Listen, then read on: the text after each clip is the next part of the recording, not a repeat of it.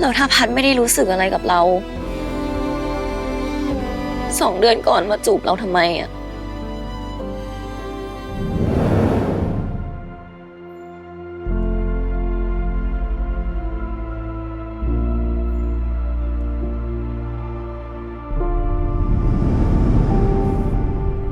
มาให้ความหวังเราทำไม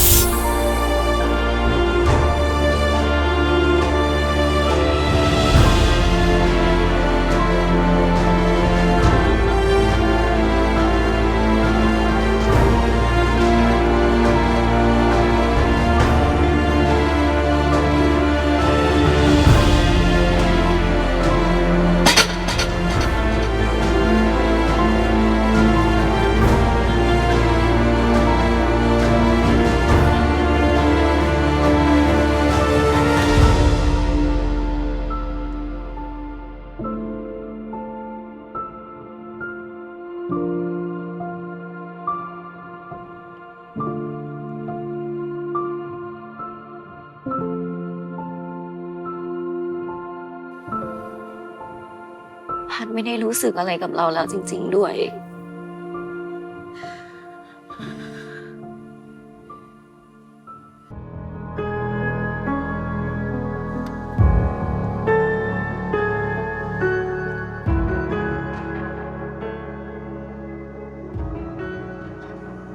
โดยไม่เปลี่ยน